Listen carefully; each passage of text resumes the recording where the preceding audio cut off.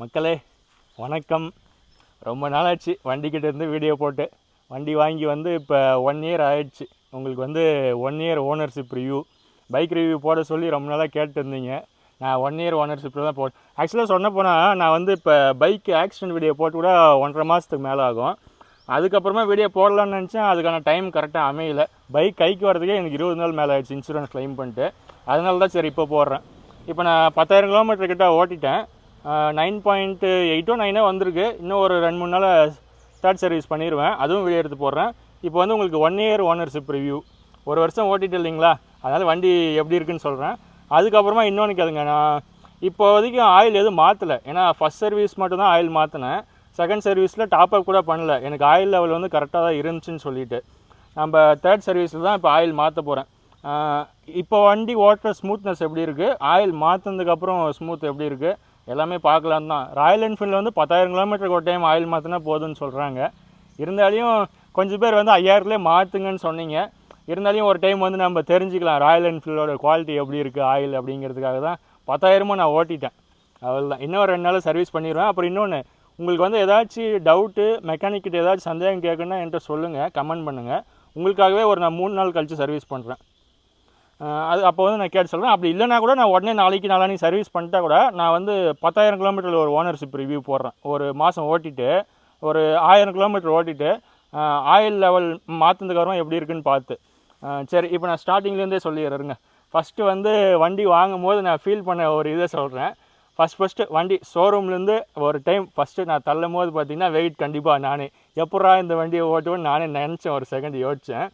அப்புறம் ஒரு 2 நாள்லேயே எனக்கு பழகிடுச்சு. அதுக்கப்புறம் ஒரு வாரம் கழித்து பார்த்திங்கன்னா சைக்கிள் ஓட்டுற மாதிரி ஆயிடுது. நீங்கள் ரெகுலராக ஓட்டினீங்கன்னா வச்சுக்கோங்களேன், உங்களுக்கே பழகிடும். நம்ம வெயிட் வந்து ஒரு பெரிய விஷயமா தெரியாது. ஏன்னா இந்த வண்டிக்கு வந்து மெயின் மைனஸ் வந்து வெயிட் சொல்லுவாங்க நிறைய பேர். ஆனால் அந்த வெயிட் தான் ப்ளஸ்ஸு. எதுக்குன்னு பார்த்தீங்கன்னா, நான் அடிக்கடி லாங் போவேன். அப்போல்லாம் அந்த காற்று அடிக்கிறப்ப பார்த்தீங்கன்னு வச்சுக்கோங்களேன், வண்டி தள்ளாது. வண்டி வெயிட் இல்லைங்களா, அதுதான். அதே மாதிரி ஒரு சேஃப்டி. இப்போ எனக்கு ஆக்சிடென்ட் ஃபேஸ் பண்ணிட்டேன். எப்பயுமே புல்லட்னாலே வந்து இது சொல்லுவாங்க, என்னது பில்டு குவாலிட்டி வந்து உண்மையிலே சரியான தரமான வண்டி. உங்களுக்கு வந்து பக்கா சேஃப்டி. எப்படி நான் ஆக்சிடென்ட் ஆனப்போ ஒரு 50 கிலோமீட்டர் ஸ்பீடில் ஆக்சிடென்ட் ஆச்சு. ஆக்சிடென்ட் ஆனால் கூட நான் போயிட்டு வேலையெல்லாம் முடிச்சுட்டு திருப்பி வீட்டுக்கு போயிட்டு அதுக்கப்புறமா தான் சர்வீஸ் சென்டரே போனேன். போன வேலையை முடிச்சிட்டேன். அதே மாதிரி போன இடத்துல அந்த பேமெண்ட்டும் வந்துடுச்சு. அதை வந்து நான் இன்சூரன்ஸ் க்ளைம் பண்ணேன். ஆமாம், இன்சூரன்ஸ் க்ளைம் பண்ணது உங்களுக்கு வேணா சொல்லுங்கள், செப்பரேட்டாக இன்னொரு வீடியோ போடுறேன்.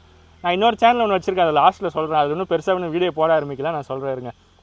அதுக்கடுத்து இன்னொன்று, புல்லட்னா எதுக்கு எல்லாருக்கும் பிடிக்குன்னா, ஃபஸ்ட்டு சவுண்டு பிடிக்கும். மேக்ஸிமம் எல்லாருக்குமே புல்லட்னா சவுண்டு பிடிக்கும்.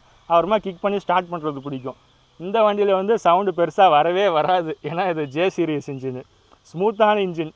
இருக்கிறதுலே பெஸ்ட் இன்ஜின்னா இதுதான். பெஸ்ட்டு எதுக்கு சொல்கிறேன்னா, லாங் ட்ராவல் போகிறவங்களுக்கு இது உண்மையிலே தரமான இன்ஜின். 100 கிலோமீட்டருக்கு மேலே போனீங்கன்னா கூட உங்களுக்கு வந்து வைப்ரேட் லைட்டாக தான் இருக்கும். 100க்கு மேலே போனீங்கன்னா அந்த மாதிரி டைமில் கூட உங்களுக்கு வந்து சூப்பராக இருக்கும். பழைய வண்டி வந்து உங்களுக்கு 70 போனீங்கனாலே வந்து உங்களுக்கு கிடுன்னு ஆடும். அது உங்களுக்கு எப்படின்னா, லோக்கலில் ஓட்டுறப்போ ஒரு மாதிரி நல்லா கெத்தாக இருக்கும். வைப்ரேட்டில் ஓட்டும் போதே அது ஒரு மாதிரி நல்லா தனி ஃபீல் இருக்கும். ஆனால் இதில் வந்து வைப்ரேட் இருக்காது. அது வந்து நான் ஏற்கனவே பழைய ஓனர்ஷிப் சொல்லியிருப்பேன். லோக்கலில் ஓட்டுறப்போ தான் அந்த வைப்ரேட் நல்லாயிருக்கும். லாங்கில் போனீங்கன்னா கடுப்பாயிருவீங்க. இதில் அந்த பிரச்சனை கிடையாது. லாங் ட்ராவலுக்கு சூப்பரான வண்டி. அப்புறம் இன்னொன்று, ஒரு 100 கிலோமீட்டருக்கு அப்புறம் போனீங்கன்னா உங்களுக்கு கண்டிப்பாக பேக் பெயின் வரும். நான் ரொம்ப ஒரு 6 மாதம் முன்னாடி போட்ட வீடியோவில் சொல்லியிருப்பேன். ஏன்னா நம்ம நார்மல் ஹியூமன், இது வந்து சஸ்பென்ஷன் பயங்கரமான வண்டிலாம் கிடையாது, ஓகேவாக இருக்கும். சின்ன குழி, மண், கல் அந்த மாதிரி ரோட்டில் ஓட்டுறதுக்கு வந்து சூப்பராக இருக்கும். லாங் ட்ராவல் நம்ம இப்படி நார்மலாக இப்படி உட்காந்துட்டே போகிறதுனால கண்டிப்பாக பேக் பெயின் வரும்.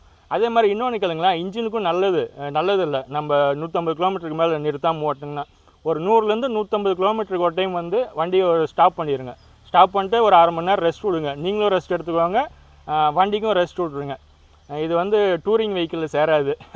அதனால் சொல்கிறேன். ஏன்னா இது ரேடியேட்டர்லாம் இல்லாத வண்டி. நம்ம சேஃப்டி இன்ஜின் வந்து எப்படின்னு வச்சுக்கோங்களேன், அவ்வளோ சீக்கிரம் வீணாக போகாது. நான் ஆல்ரெடி 2 வண்டி சூஸ் பண்ணிக்கிற இன்ஜின் 40,000லேயே 2 பைக்கு. இது வந்து 3வது இருந்து என்ஃபீல்டில் வந்து இதுதான் ஃபஸ்ட்டு. இதோட லைஃப் பார்த்திங்கன்னா எப்படியும் இப்போ 1 லட்சம் வருதுங்கன்னா, நீங்கள் நான் ஸ்டாப்பாக நிற்காமல் ஓட்டினே அடிச்சு நவுத்துனீங்கன்னா ஒரு 50,000லேயே முடிஞ்சு போயிடும். லாங் லைஃப் கொண்டு போகணுன்னு நினச்சிங்கன்னா 100-150 கிலோமீட்டர் ஒரு டைம் நிறுத்தி ஓட்டுங்க. அதுக்கப்புறமா கிக்கர் கிடையாது. ஏன்னா இது வந்து ஃபியூல் இன்ஜெக்டர் வண்டி. இதில் வந்து கிக்கர் கொடுத்தாலே வேஸ்ட்டு. அதனால தான் இவங்க கிக்கரே கொடுக்கல. பழைய வண்டியில் வந்து கிக் பண்ணி ஸ்டார்ட் பண்ணுறது ரொம்ப பிடிக்கும். எனக்கே பயங்கரமாக பிடிக்கும். ஏன்னா நிறைய பேருக்கு ஸ்டார்ட் பண்ண தெரியாது. நமக்கு வந்து ஸ்டார்ட் பண்ண தெரியுங்கிறதுனால வந்து நல்லாயிருக்கும். ஏன்னா பசங்களுக்கு நிறைய பேர் அடித்தா திருப்பி ரிட்டன் அடிச்சு விட்ருவோம். ஆனால் நம்ம கையிலே ஸ்டார்ட் பண்ணலாம், ஏன்னா நமக்கு வந்து அது எப்படின்னு தெரியும். ஆனால் ரொம்ப ஸ்மூத்தாக இருக்கும் கிக்கரு. இனிமேல் கிக்கருங்கிறது வாய்ப்பே கிடையாது. புல்லட்டில் கிக்கரை மறந்துடுங்க. அதே மாதிரி சவுண்டை மறந்துடுங்க. சவுண்டுக்கு வேணால் கூட நம்ம சைலன்சர் எதுனா மாற்றி கூட பண்ண முடியும். ஆனால் கிக்கருங்கிறது வாய்ப்பே கிடையாது இனிமேல். ஆமாம், சைலன்சரு 10,000 கிலோமீட்டர் வச்சு ஓட்டுங்க. ஏன்னா ஸ்டாக்கில் ஓட்டினீங்கன்னா தான் உங்களுக்கு வந்து மைலேஜ் கரெக்டாக எடுக்க முடியும். ஒரு 40 ஆச்சு. நான் 42 45 வரைக்கும் கூட வந்திருக்குது. நான் சொல்கிறேங்க, இதில் எல்லாமே பழைய ஓனர்ஷிப் ரிவ்யூ பார்த்தவங்களுக்கு தெரியும், புதுசாக பார்க்குறவங்களுக்கு தெரியாது. எல்லாமே சிம்பிளாக சட்டுன்னு முடிச்சிடுறேங்க. ஃபஸ்ட்டு ஒரு 500 கிலோமீட்ரு ஃபஸ்ட்டு வாங்கினதுலேருந்து 500 கிலோமீட்ரு நீங்கள் ஒரு 40 இல்லை 50 to 60 ஓட்டுங்க. கம்பெனி ரெக்கமெண்ட் வந்து ஒரு 50 தான் சொல்லுவாங்க பொதுவாக எல்லா மெக்கானிக்கும். நீங்கள் வந்து ஒரு 60 கிலோமீட்டர் ஸ்பீடு வரைக்குமே ஓட்டுங்க. நான் அப்படி தான் ஓட்டினேன் ஃபஸ்ட்டு 500 கிலோமீட்ரு. அதுக்கப்புறமா சர்வீஸ் பண்ணிவிட்டு திருப்பி அடுத்து ஒரு 2000 கிலோமீட்டர் வரைக்குமே நான் எவ்வளோ ஸ்பீட்னா ஒரு 80க்கு மேலே ஓட்டல 2000 கிலோமீட்டர் வரைக்கும். அது வரைக்கும் ஸ்பீடு வந்து 80 மெயின்டைன் பண்ணிக்கோங்க 2000 கிலோமீட்ரு. அதுக்கப்புறமா ஒரு 4000 கிலோமீட்டர் வரைக்கும் 2000க்கு அப்புறமே நான் 90 100 அந்த மாதிரி ஓட்ட ஆரம்பிச்சிட்டேன்.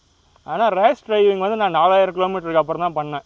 ரேஸ் டிரைவிங் பண்ணிங்கன்னா கண்டிப்பாக உங்களுக்கு மைலேஜ் சடனாக அடி வாங்குது. உடனே இல்லை, ஒரு 500 கிலோமீட்டருக்கு அப்புறமா உங்களுக்கு தெரியும். நீங்கள் 4000 ஓட்டிருக்கீங்களா, சடனாக ரேஸ் ட்ரைவ் பண்ண ஆரம்பிக்கிறீங்களா, ஒரு 4500 கிலோமீட்டருக்கு அப்புறம் உங்களுக்கு டிஃப்ரெண்ட் நல்லா தெரியும். இப்போ 40 எடுக்கிற மைலேஜ் அப்படியே கொஞ்சம் கொஞ்சமாக குறைஞ்சி 25 வரைக்குமே வந்துடும். எனக்கே வந்துடுச்சு. ஆனால் நான் ஸ்டார்டிங்கில் இன்ஜின் நல்லா செட் பண்ணதுனால ஒரு அந்த 5000 கிலோமீட்டர் வரைக்கும் மட்டும்தான் அப்படி ஓட்டினேன். அதிகபட்சம் 500 தான் ஓட்டியிருப்பேன் ரேஸ் ட்ரைவு. அதுக்கப்புறம் திரும்பி நார்மலாக ஓட்டினது பழைய லெவலுக்கு பிக்கப் ஆகிடுச்சு. எனக்கு இப்போ பார்த்தீங்கன்னா திருப்பி பழைய மாதிரி 40 வருது. எப்படி ஓட்டினாலே 35 கேரண்டி, 35 to 40 கன்ஃபார்ம். அதனால் நீங்கள் மைலேஜ் பற்றி கவலையப்பட தேவையில்லை. நம்ம கமெண்ட் பண்ணவங்களும் 40 சொல்லியிருக்காங்க, அது உண்மை தான். ஏன்னா எனக்கே 45 வந்திருக்கு. ஓகே, அடுத்து எப்பயும் சொல்கிற மாதிரி தான் இந்த பம்பர் கம்பல்சரி போட்டுக்கோங்க. ஏன்னா நான் ஏற்கனவே ஒரு டைம் வண்டி கீழே போட்டிருக்கேன் ஒரு ஹில்ஸில். அது ஃபோட்டோஸோடு எடுக்கிறப்போ வந்து ஒரு விளையாட்டாக நாங்கள் கேர்லெஸ்ஸாக அசால்ட்டாக விட்டேன், பயங்கரமாக டொமில்னு கீழே போட்டேன். ஆனாலுமே இன்ஜின் சைடில் எங்கேயுமே அடிப்படலை.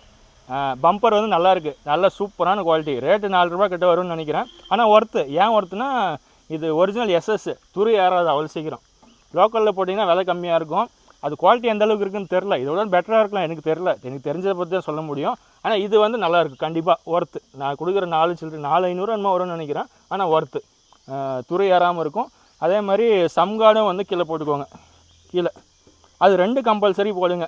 அதுக்கப்புறம் உங்களோட விருப்பம். இந்த சைடு ஆக்சசரிஸு, இந்த மிரர் மாற்றுறது, இந்த குரோம் கலர் மிரர் கேட்டிங்க என்கிட்ட, இது 2ம் சேர்த்து 1500 கிட்ட வரும் எனக்கு தெரிஞ்சு. அப்புறம் இந்த கேப்பு பார்த்தீங்கன்னா கேப்பு மட்டும் ஒரு 150 ரூபா வரும், ரிங்கு கேப்பு சேர்த்து ஒரு 450 ரூபா வரும்.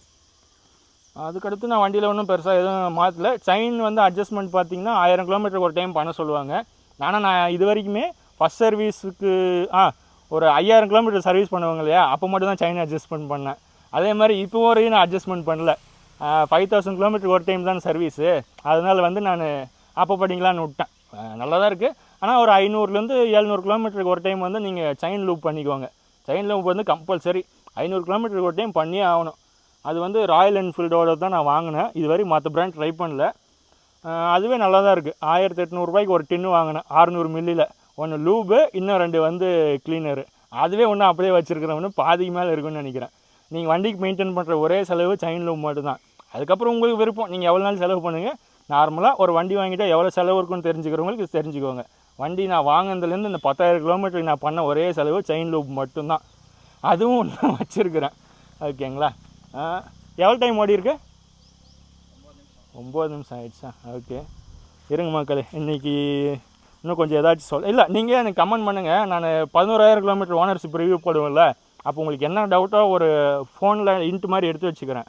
அப்போ உங்களுக்கு என்ன டவுட்டு என்ன தேவைங்கிறது தெளிவாக நான் அதை பார்த்து உங்களுக்கு அப்படியே ஆன்சர் பண்ணுறேன். இல்லைனா எனக்கு எப்பயும் போல் நீங்கள் நார்மலாக இது பண்ணுவீங்களா, இன்ஸ்டாகிராமில் மெசேஜ் அப்படி பண்ணுங்கள், இல்லை கமெண்ட்டில் கூட சொல்லுங்கள். சின்ன விஷயத்தை மட்டும் ஏன் பேசுனா, ஆல்ரெடி நான் நிறைய பேசிட்டேன் வண்டியை பற்றி. இது 4வது ஓனர்ஷிப்புன்னு நினைக்கிறேன். ஃபஸ்ட்டு வந்து 50 ஒன்று போட்டேன், 50 நாளில். அப்புறம் 6 மந்த்து, அதுக்கப்புறமா இப்போன்னு நினைக்கிறேன். எனக்கு தெரிஞ்சு 3 4 போட்டிருக்கேன். ஃபஸ்ட்லேருந்து என்ன வீடியோ பார்க்குறவங்களுக்கு தெரியும். அப்புறம் கடைசியாக அவன் சொல்லிக்கிறேன், ஆக்சிடெண்ட் ஆனதுக்கப்புறம் நம்மளை நல்லா விசாரித்த அனைத்து நண்பர்களுக்கும் நன்றி. ஏன்னா வண்டி என்ன ஆச்சுங்கிறத விட நீங்கள் எப்படி இருக்கீங்க, வண்டி பார்த்து ஓட்டுங்க அப்படின்னு சொல்லிட்டு நிறைய பேர் விசாரிச்சிங்க. அது வரைக்கும் எனக்கு சந்தோஷம். நம்ம வீடியோ பார்த்துட்டு வண்டி வாங்கி இது வரைக்குமே கம்ப்ளைண்ட் எதுவும் சொல்லலை. அதான் வாங்கலாமா வேணாமான்னு நிறைய டவுட் இருந்துச்சுன்னு சொன்னீங்க நிறைய பேருக்கு. அவன் சொல்லட்டுங்களா, நான் வீடியோ வந்து போட ஆரம்பிச்சது வந்து என்னோடய மெமரிஸ்க்கு, ப்ளஸ் யாருன்னா வாங்குறதுக்கு யூஸ் ஆகும். நான் வந்து வாங்கும்போது வந்து இந்த மாடலில் ஒன்று கூட வீடியோ இல்லை யூடியூப்பில். சரி நான் தேடி பார்த்தேன், எனக்கு கிடைக்கல, பார்க்குறவங்க யாருக்கா யூஸ் ஆகட்டும் தான் நான் வந்து வீடியோ போட்டேன். கடைசியில் பார்த்தா அது இவ்வளோ பேருக்கு யூஸ் ஆகும் நான் நினச்சி கூட பார்க்கல.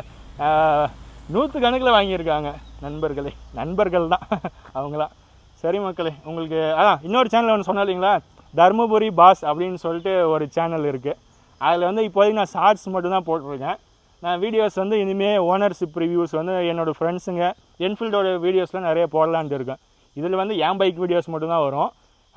நான் உங்களுக்கு போட்டால் அடுத்த வீடியோவில் அப்டேட் பண்ணுறேன் உங்களுக்கு. இதிலே தர்மபுரி பாஸ் அது பேர், இந்த சேனல் பேர் தர்மபுரி கோபி, அது தர்மபுரி பாஸ். ஷார்ட்ஸ் மட்டும் தான் ஒரு 10 ஷார்ட்ஸ் போட்டிருப்பேன். இனிமேல் நான் வீடியோஸ் போட ஆரம்பிச்சு அப்புறமா சொல்கிறேன்.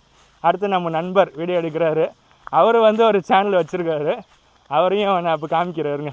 அவரும் இனிமேல் நிறைய ட்ராவல்லாம் பண்ணுவார். அவர் அடிக்கடி ட்ரிப்பு போவார் எங்கேயாச்சும். அவர் தான் சேனல் நேம் சொல்லிடுறேன்,